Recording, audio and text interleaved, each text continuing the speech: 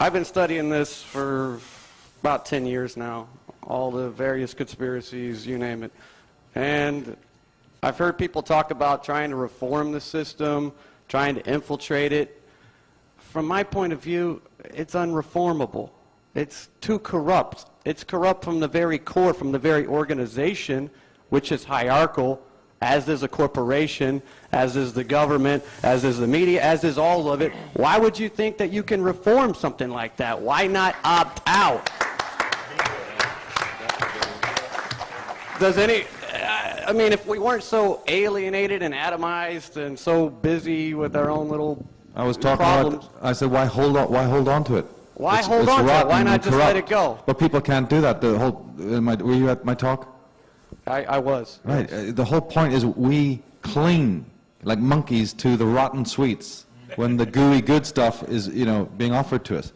And this pathological identification with their thinking, it's happened subconsciously. It's happened through identification and many elaborate psychological processes. You see, all the stuff in the worldly domain, right? It's just the out picturing. It's the outward external form of something that's happening psychically, that's happening spiritually. We have spiritually identified with psychopaths, and we don't know what psychopathy is.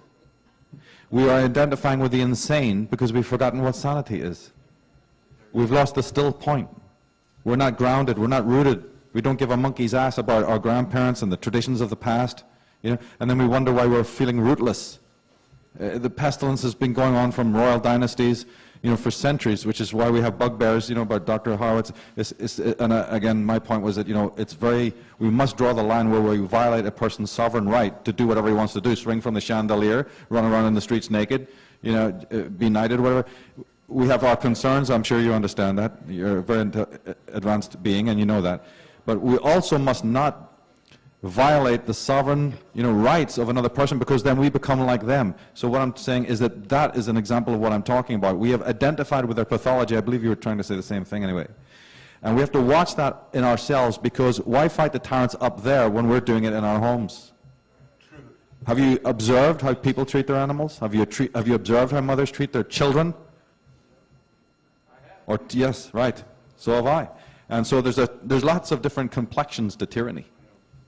Right? It's not just up there in the corridors of power.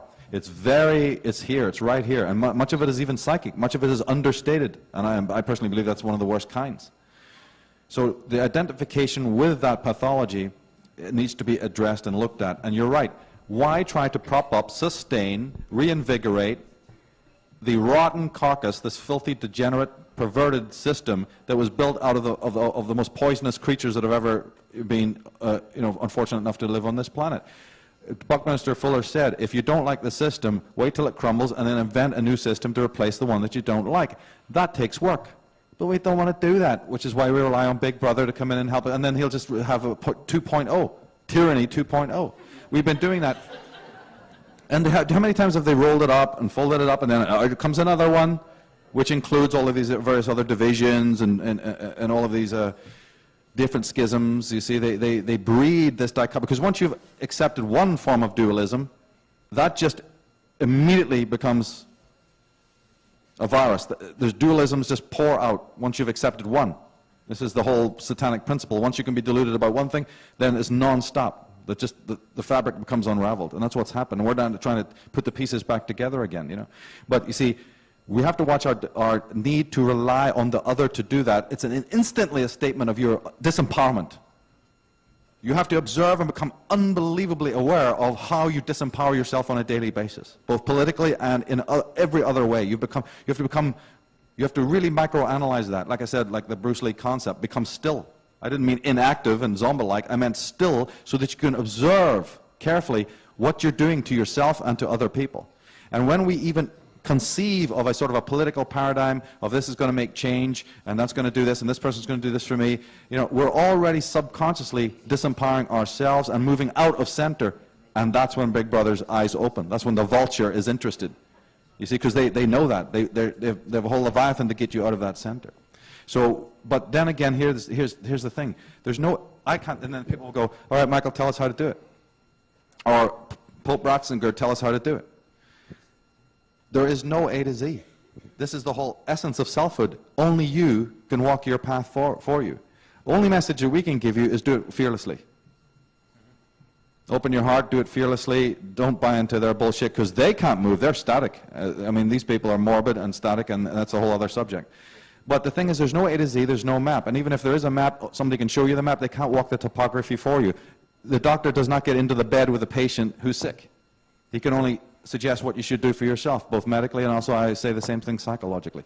So there's no A to Z manual. Each individual must find their bliss, their dharma, and work with that. And then that inspires the rest. That has a chain effect. You know, people think, oh, we're so big head honchos up here. We've done nothing but what I'm just telling you we've done. There's no difference except that maybe, you know, some of us have tapped into that in our own ways. That's the only thing that makes us unique at all.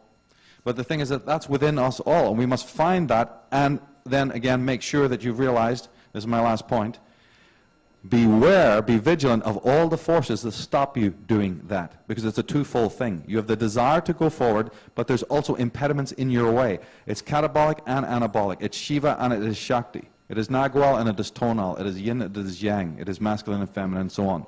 You have to know what you want in your goal and how to get it, but you must become absolutely, fundamentally, and incredibly scientifically aware of all the obstacles that stand in the way of you and your selfhood. That's what we're here for on this planet. That's the education. The rest will be taken care of by that higher force. You're not going to be able to do it. Ultimately, we may not even get out of the web with our own egoistic desires.